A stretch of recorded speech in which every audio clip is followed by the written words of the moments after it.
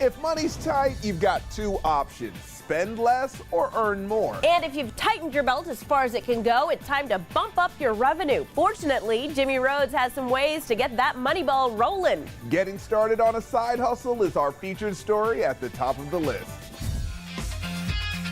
A report by employment site Indeed found that 81% of Americans feel underpaid, and they're taking action. 4 in 10 Americans right now, roughly 37% of people have a side hustle. GigWage founder Craig J. Lewis says you can augment your main income with gigs. There's more work to be done than there are people to do it, and that's where the gig economy fits in. You got Fiverr, Upwork, FlexJobs, TaskRabbit, Guru, and a bunch more.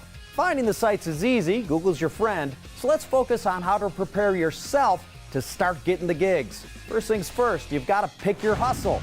That starts with assessing your skills, but also consider what you actually like doing. If you can follow your passion, I think that's where people actually end up making the most money, and oftentimes ballooning into their own companies. And doing what you love raises the floor. Even if you're not making a ton of money, you're just making a little bit of extra money, you're enjoying what you're doing. Okay, you've picked what you want to do. Next, you've got to check your time. If you have that full-time job, is this a nights and weekends thing? Is it just a weekends thing? Do you want to put 5 hours into it or 50 hours into it? Be realistic. Taking on too much can cause burnout and even health issues. And while this can all sound buzzwordy and foo-foo, don't think it's just tech or creative jobs. You can pick up gigs that'll get your hands dirty too. You've also got great companies out there like eLocal, which is a massive organization that enables people to do things like HVAC delivery and plumber work and construction work and very traditional jobs. Just remember, you'll usually need your own gear. Typically, it is required that you have your tools or your certifications or your license ready to go, and they just make the work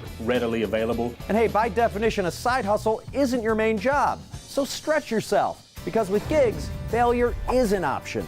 Don't be afraid to mess up. Try 10 different side hustles, figure out what you like. If it doesn't work out, no harm, no foul, everybody moves on. Look at failure as a chance to grow. Dream bigger, fail faster, get better. The gig economy allows you to do that. So fire up your phone and sign up for a side gig. If you've got the internet and you can Google, you can find something to do to make some extra money. Going for the gigs is at the top of the list.